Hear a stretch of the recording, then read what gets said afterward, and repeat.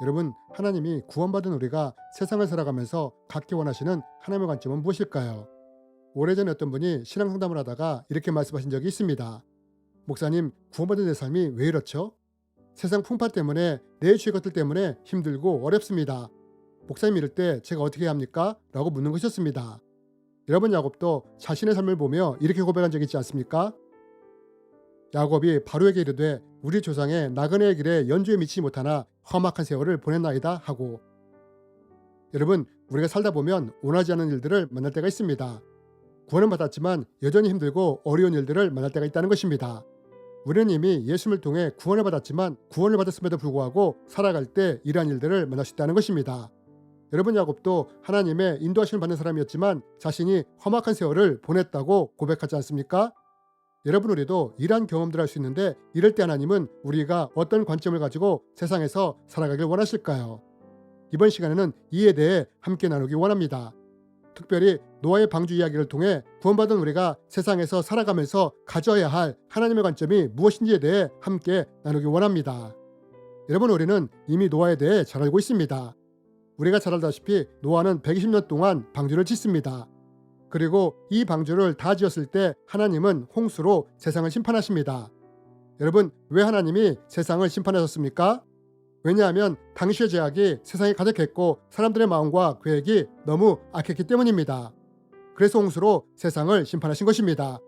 그러나 당시에 의인이었던 노아와 가족들은 방주를 통해 구원을 받게 됩니다.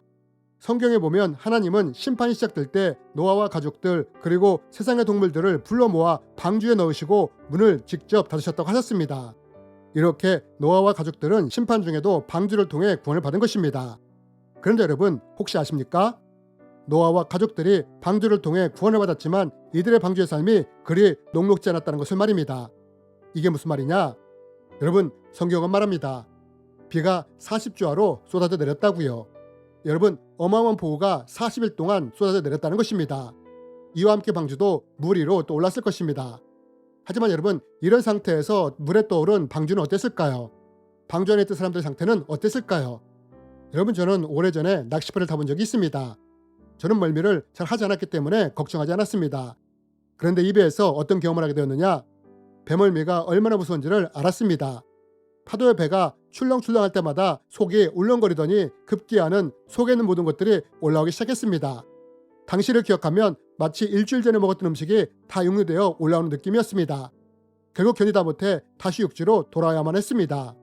그렇다면 여러분, 폭우와 파도와 바람이 불어대는 바다 위에 뜬 방주는 어땠을까요? 그 안에 있던 노아와 가족들은 어땠을까요? 이런 상황을 적응하기까지 쉽지 않은 시간들을 보냈을 것입니다. 또 노아와 가족들은 이런 상황뿐만 아니라 방주의 내부의 상황으로 인해 또한 쉽지 않은 시간들을 보냈을 것입니다. 이게 무슨 말이냐? 여러분, 저는 오래전에 인도에서 이런 경험을 한 적이 있습니다. 인도에 있었을 때 웬만하면 이른 아침에는 밖으로 나가지 않았습니다. 밖에 나가면 머리가 지끈거렸기 때문입니다. 왜냐하면 두통이 날 정도로 악취가 심했기 때문입니다. 왜 이런 악취가 났느냐? 여러분, 인도는 힌두교를 믿는 나라입니다. 또한 소를 숭상합니다. 그래서 많은 소들이 자유롭게 거리로 활보하고 다닙니다. 그리고 여기서 아무데나 똥을 싸고 다닙니다. 또 길거리에는 주인이 없는 동물들도 많았습니다. 떠돌이 개들도 많았고 고양이들도 많았습니다. 저녁이 되면 이런 동물들이 쓰레기들을 다 뒤집어 놓습니다. 이런저런 이유들로 인해 아침이 되면 동물들의 분변 냄새와 여러 가지 악취 냄새가 아침마다 퍼지는 것입니다. 그러면 여러분, 방주 안의 상황은 어땠을까요? 우리가 잘 알다시피 방주 안에는 동물들로 가득 차 있었습니다. 그리고 계속되는 폭우로 인해 창문을 열 수도 없었습니다. 여러분, 이런 방주 안의 상황은 어땠을까요? 그래도 인도에서는 해가 뜨고 바람이 불면 그 냄새가 날아갔는데 방주 안의 상황은 어땠을까요? 여러분, 또 음식은 어땠을까요? 노아 가족들은 377일을 방주에서 살아야 했습니다. 여러분, 당시에 신선식품을 보관할 냉장고가 있었습니까? 노아와 가족들은 377일 동안 무엇을 먹었을까요? 아마 간단한 음식이나 말린 것들을 먹으며 그 시간들을 견뎌내야 했을 것입니다. 하지만 여러분, 이들이 방주에서 377일을 지난 후에는 어떻게 됩니까? 방주가 아라나스에 머물렀을 때 무엇을 경험합니까? 하나님이 무지개를 보여주시며 새로운 약속을 주시지 않습니까? 여러분, 우리가 노아의 방주를 통해 주목할 것이 무엇이냐? 그것은 우리가 예수님을 믿고 구원을 받아 구원의 방주에 타고 있다 하더라도 여전히 힘들 수 있다는 것입니다. 세상의 폭우와 풍파가 노아의 방주를 흔들어댔듯 세상의 풍파가 우리의 구원의 방주를 흔들어댈 수도 있다는 것입니다. 또한 노아가 방주 내부의 상황으로 불편함과 힘든 시간을 보냈듯이 구원의 방주를 탄 우리도 이룰 수 있다는 것입니다. 그러나 여러분, 우리가 여기서 꼭 기억해야 할 것이 있습니다. 그것이 무엇이냐? 그것은 노아의 방주가 다다른 목적지가 있듯이 우리의 구원의 방주도 반드시 다다르는 목적지가 있다는 것을 기억해야 한다는 것입니다.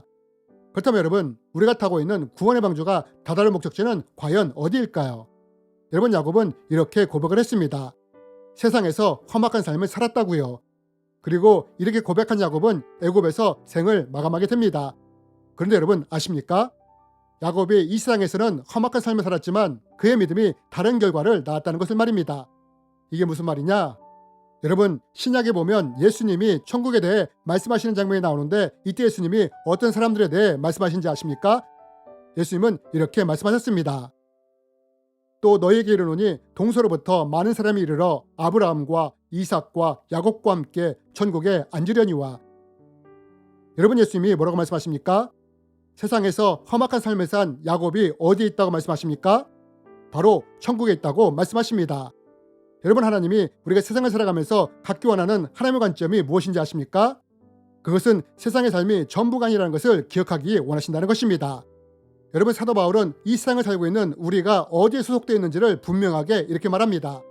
구원받은 우리는 세상에 속한 사람들이 아니라 하늘의 시민권을 가지고 살아가는 사람들이라고 말입니다. 여러분, 하나님이 구원받은 우리가 세상을 살아가면서 가지기 원하시는 하나님의 관점이 무엇이냐?